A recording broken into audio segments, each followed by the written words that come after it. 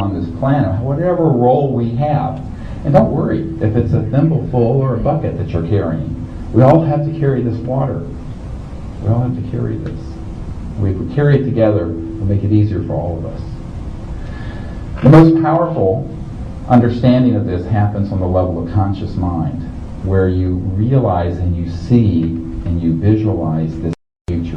And no matter what happens in the world, with the rest of it falling into shambles, you know that on that, out of that, is going to emerge this civilization.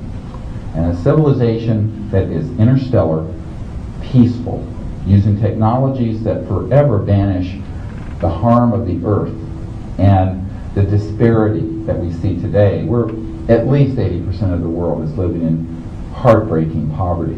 It's all artificial. It's all unnecessary. And we can do better, and we must. This is the time for the unveiling of all this information and of the establishment of these sciences.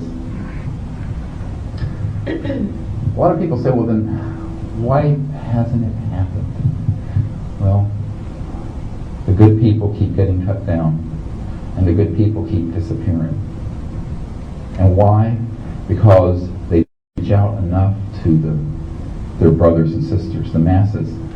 In 1990, when I had this experience that said, found this organization to make peaceful contact with these extraterrestrial civilizations and get this information disclosed, a national security attorney met with me, and he said, whatever you do, don't do this quietly. Because if you do, you're a dead man walking. You've got to have not a few, 1,000, but tens of millions, if not hundreds of millions of people who know what you're doing. And that's what we've done. That's why I went on Larry King Live and all these shows, God help us all. But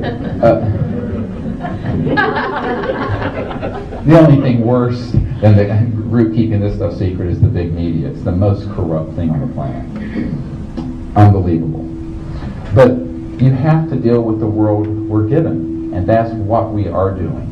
It's the best we can do. But we have help and involvement, because in your meditation and in your thought and in your action and in your networking, we can make this happen.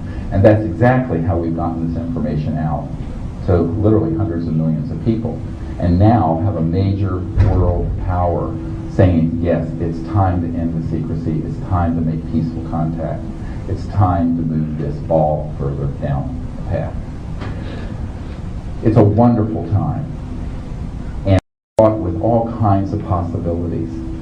The good news is that the fullness of our civilization is already there. And on a celestial level, what I call the realm of the Empyrean realm and a celestial blueprint, it's there. And it's so close. It's here, and it's emerging in various places. It's like a fractal, and it's emerging. But it has to have this potentiation of consciousness in contact that we with these extraterrestrial civilizations. The key is the experience of this cosmic mind. But so too on Earth, we have to be in that state of consciousness with that power behind the vision and then act through the vision. So it has to be in consciousness, thought, action. All of it. No more sitting in the caves. Did that when I was younger. My misspent youth, I would spend 6 or 8 hours a day in meditation going into. And I learned, I had all kinds of experiences. One time I was in such a wonderful state of bliss, and had been meditating for about 8 hours a day, and I went out in the spring, and I was in so much joy that I lifted up and levitated, walking across, it's a true story, like from here to that wall over there, about 3 feet up. And then I started thinking about it. How am I doing this? Lesson, you have to get out of your own way. Let go of God. And in reality, this is a very important truth about this time. It's all trying to move through us. We're stopping it. We put up the blockade. We can take it down. We have to empower ourselves to do it. Not look for Big Brother to do it, or the White House, or Congress, or some other spiritual leader, or the Dalai Lama. You and you and you. Each person has to own who they are as a cosmic universal being and move and manifest that good future. Otherwise it cannot happen. Nor will it happen by these visitors landing on the White House lawn and imposing this. If you want to see how effective trying to impose such a change on a civilization is, visit Baghdad. Don't work. And they're wise enough to know it. And I've said this to people who've asked me, at the Pentagon, well, gosh, and these are the white hats at the Pentagon. These are the guys who want this stuff out, but who are themselves kept out of the compartmented projects. And most of them are white hats. Believe it or not. They are our biggest supporters. We're talking admirals and generals. And in other countries too. But they're terrified of this other bunch, who are, I call them Murder Incorporated. They are. But that'd be a good title for a book, Murder Incorporated. But we have to understand that these big meta changes in the world don't happen from one person. It happens by a lot of people getting it and taking action together. Prayer, meditation, thought, action. And that's what we do when we go out under the stars and make contact with these extraterrestrial beings.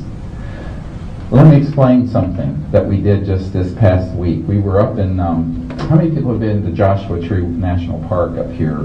Okay, so you're familiar with the territory. And we had this wonderful experience. And I guess I'll stand up. My God.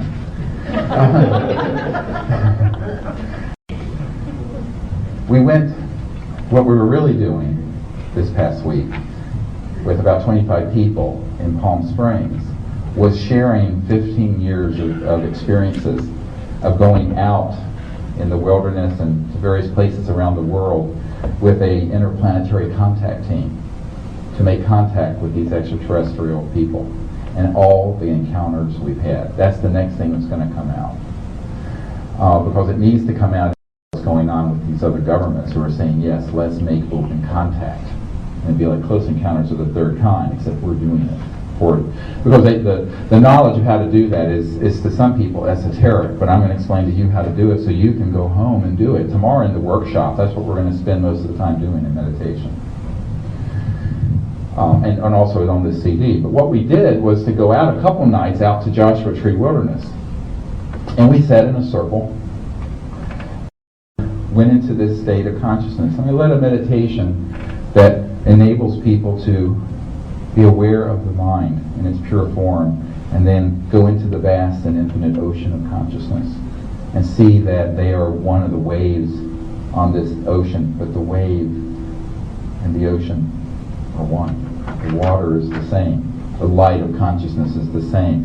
And go deeper and deeper, and then do a technique where we then become together as a group able to see what people call remote view in deep space and connect to these extraterrestrial vehicles and invite them and vector them in. And as we vector them in,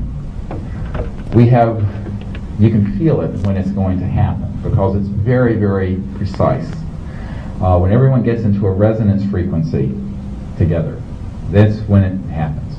And so we were out there and had a number of craft, ET craft that appeared over the desert at some distance and were interacting with the group.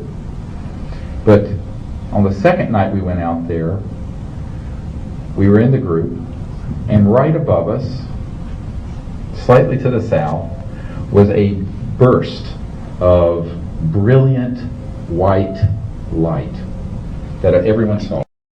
And it was an ET craft that was manifesting in the celestial energy form and was streaming this energy into the group, packets of knowledge into everyone there. There were people there who'd never been there before, and the wife of our audio guide doing the book dictation for us didn't think any of this was possible, and it was unbelievable. And at the end of the meditation, we would do a prayer for Earth and its healing with celestial beings, the extraterrestrial civilization, the good people on Earth, our group. It's all lined up. At the very end of it, to the east, down the path, this beautiful